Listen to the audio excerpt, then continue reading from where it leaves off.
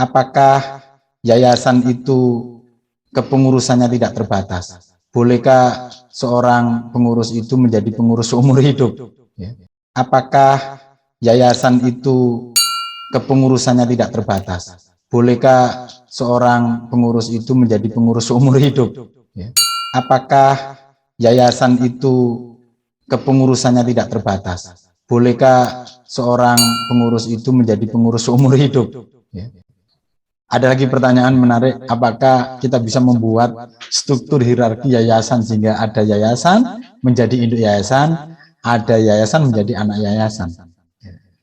Nah, yang sering menjadi problematika itu ketika yayasan sudah besar, maka ada pihak-pihak yang menginginkan anggaran dasar itu disesuaikan dengan keinginannya. Disitulah ketika keinginan masing-masing tidak sama, ya, antara pendiri, pembina, pengawas, pengurus, maka menjadi berpotensi adanya tarik ulur perubahan anggaran dasar.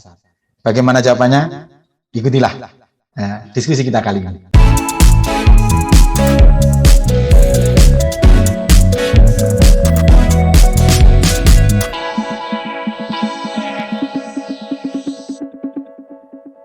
Assalamualaikum warahmatullahi wabarakatuh. Selamat berjumpa kembali. Semoga sehat selalu. Teman-teman sekalian yang semoga berbahagia dan semoga sehat selalu. Kita bertemu kembali dalam perbincangan masih seputar yayasan. Jadi mengapa sih perbincangan tentang yayasan ini menjadi panjang atau kemudian bisa menimbulkan banyak pertanyaan, ya karena memang yayasan ini fenomena sosial. Dia adalah sesuatu yang hadir dari masyarakat yang ingin kontribusi terhadap masyarakatnya atau bahkan kepada negara dan bangsa.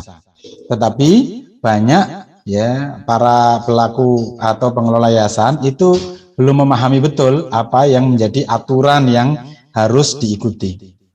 Ada beberapa pertanyaan di video-video sebelumnya. Semacam yang pertama ada pertanyaan dari akun ya saudara kita Pak Andi Haye. Ya.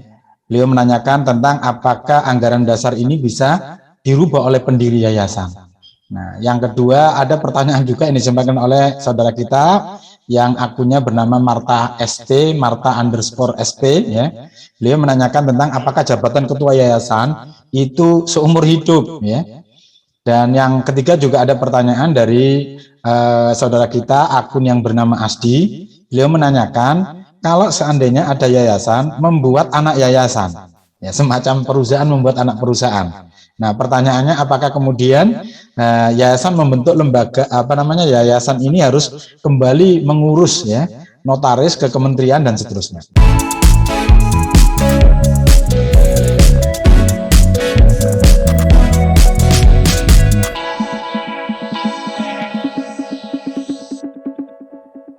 Baik, teman-teman sekalian yang semoga senantiasa berbahagia dan semoga senantiasa diberkahi oleh Allah Subhanahu wa taala.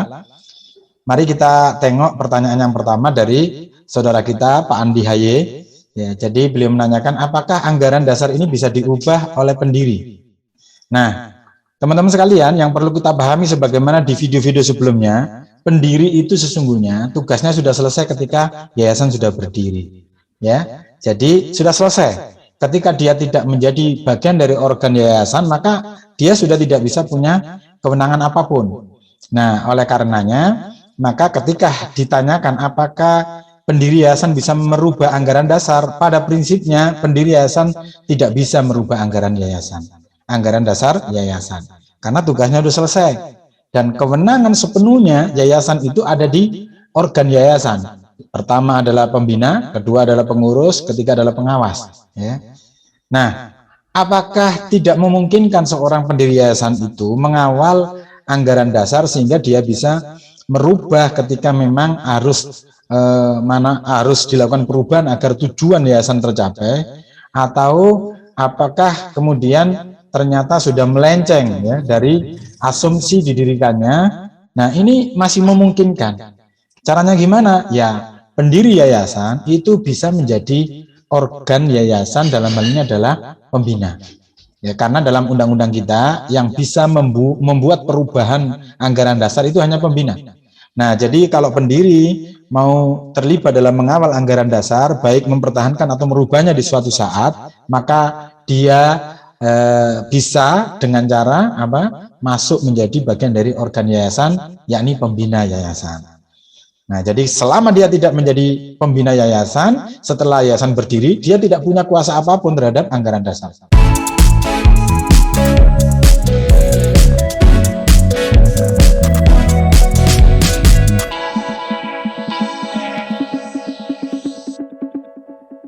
Nah, yang kedua, teman-teman sekalian, pertanyaan tentang jabatan ya ketua yayasan. Nah, ini sering terjadi ya, ada yayasan yang ya sekian lama ya kepengurusannya ya itu saja, tidak pernah ganti. Nah, ini biasanya kita lemah di awal pendirian. Sesungguhnya di awal pendirian itu kita sudah bisa membuat mekanisme tentang kepengurusan yayasan. Nah, di situ biasanya diatur berapa masa jabatan dari ketua yayasan. Nah, tengok saja, umumnya yayasan punya batasan waktu, ya kurang lebih biasanya 5 tahun. Tapi bisa jadi sebuah yayasan itu membuat anggaran dasarnya kepengurusan diganti setiap 3 tahun atau 4 tahun. Ya, silakan tengok di situ. Nah, kalau ternyata di anggaran dasarnya ini tidak memuat masa periode kepengurusan, nah ini harus dilakukan perubahan anggaran dasar supaya yayasan ini menjadi sehat. Karena kalau kepengurusannya ini menjadi tidak terbatas, itu tidak sehat kan gitu. Nah, tapi secara peraturan perundangan umumnya ya kalau kita ke notaris, ya notaris itu umumnya membuat anggaran dasarnya yayasan itu ya kurang lebih 5 tahun.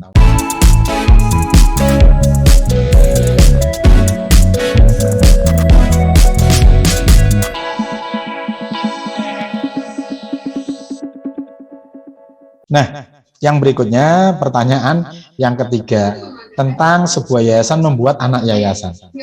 Jadi di dalam norma yang mengatur tentang yayasan tidak ada ketentuan yayasan membuat anak yayasan ya. Jadi kalau yayasan itu mau membuat yayasan baru, ya silakan dia menjadi badan hukum tersendiri. Ya, jadi tidak ada hubungannya antara yayasan yang satu dengan yayasan yang lainnya sebagai anak yayasan, nggak ada itu ceritanya. Nah, sehingga kalau kita misalnya punya satu yayasan, ingin mengembangkan yayasan yang lain, kegiatan yang lain dan perlu badan hukum yayasan, ya bikin saja yayasan lagi baru, ya, sehingga dia harus diurus sebagaimana yayasan yang satunya itu diurus, ya, harus ada yang mendirikan, lalu harus dibawa ke notaris untuk bisa mengajukan pengesahan kepada kementerian, ya, Kemenkum HAM itu. Kementerian Hukum dan HAM. Nah, ketika nanti sudah mendapatkan persetujuan atau pengesahan, ya, maka legal yayasan yang baru itu berdiri dan tidak menjadi anak yayasan, ya, tidak menjadi anak yayasan. Demikian teman-teman sekalian, semoga bermanfaat. Kalau ada cerita-cerita di lapangan bisa disampaikan di kolom komentar, dan kalau ada pertanyaan silakan bisa disampaikan, nanti bisa kita diskusikan. Terima kasih, semoga sehat selalu. Assalamualaikum warahmatullahi wabarakatuh.